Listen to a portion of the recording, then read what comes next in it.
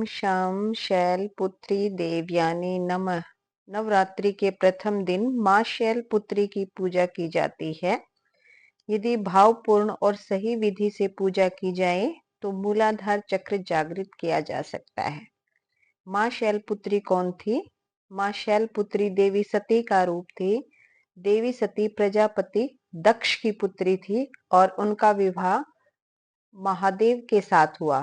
यद्यपि राजा दक्ष अपनी पुत्री का विवाह महादेव के साथ नहीं करना चाहते थे, लेकिन ब्रह्मा जो कि उनके पिता थे, उनके कहने पर उन्होंने महादेव से सती शैलपुत्री का विवाह कर दिया।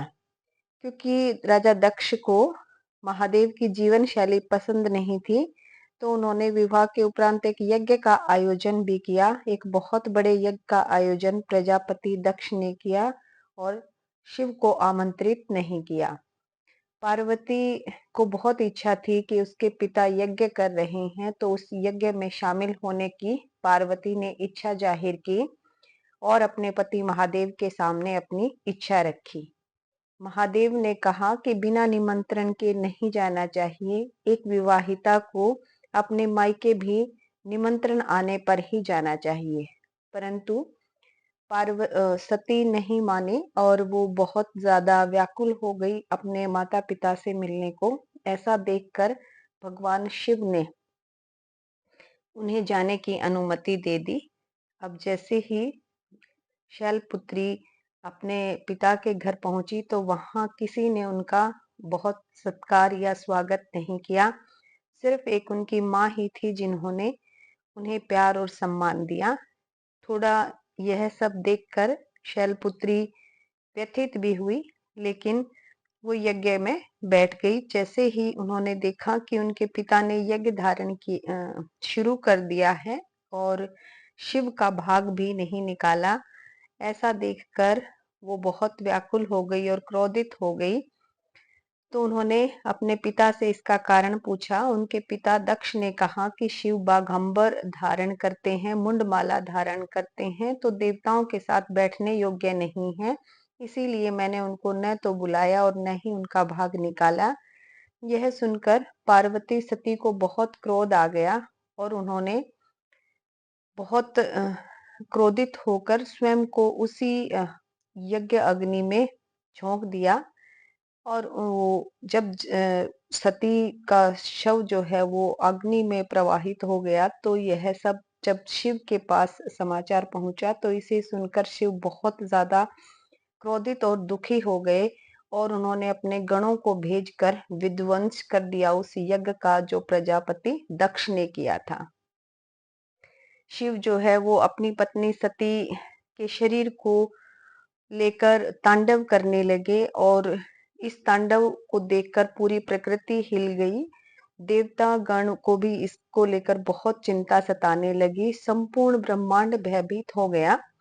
इस भय से बचाने के लिए भगवान विष्णु ने सती के शरीर के टुकड़े कर दिए और वो टुकड़े जिस स्थान पर गिरे वही शक्तिपीठ कहलाए।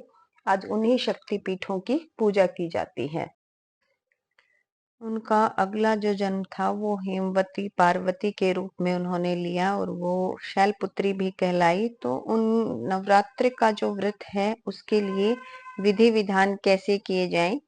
नवरात्र व्रत में कलश की स्थापना की जाती है और 9 दिनों तक यदि कोई व्रत करता है तो निराहार रहते हैं और इन दिनों में फलाहार लिया जा सकता है। तो कैसे इसको आरंभ करें? सबसे पहले लकड़ी की चौकी को साफ करके इस पर लाल रंग का कपड़ा बिछाएं। चौकी पर माँ दुर्गा का चित्र स्थापित करें। मिट्टी के पात्र या गमले में जौ लगा लें। पात्र में थोड़ा सा जल अर्पित करें। अब तांबे के कलश पर कलावा या मोली बांधकर उसमें तिलक लगा दें।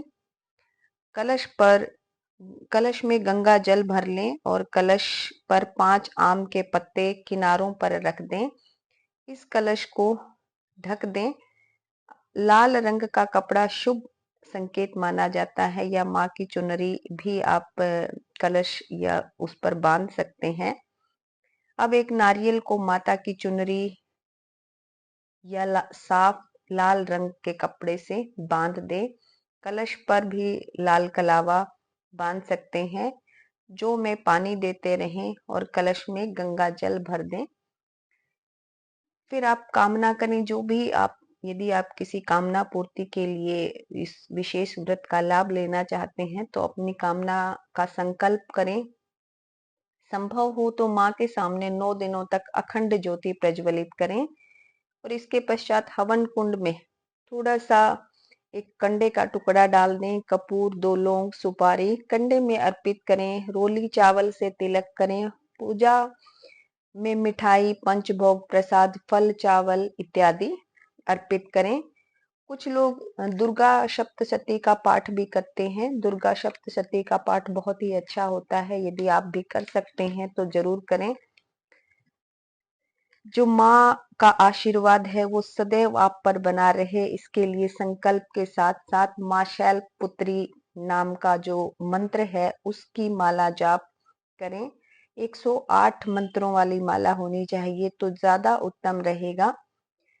माँ शैलपुत्री का मंत्र है ओम शम शैलपुत्री देवयानी नमः। माँ शैलपुत्री आयु, सौभाग्य और प्रकृति की देवी हैं। यदि आप माँ शैलपुत्री से भावपूर्ण प्रार्थना करते हैं तो जो भी आप कामना करेंगे वो कामना पूर्ण होगी। उसके साथ साथ आपके घर में सौभाग्य बना रहेगा, क्योंकि माँ शैलपुत्री प्रकृति, सौभाग्य और स्वास्थ्य की प्रतीक हैं। वो लंबी आयु प्रदान करती हैं। आपके घर में अच्छे स्वास्थ्य बने रहे, सभी की लंबी आयु हो, सद्बुद्धि सभी को प्राप्त हो, इस तरह से अपनी कामना और माँ शैलपुत्री की प्रार्थना करें। अंत में क्षमा याचना करते हुए शुक्रिया अदा करें और संध्या के समय भी इसी प्रकार से आप आरती कर सकते हैं।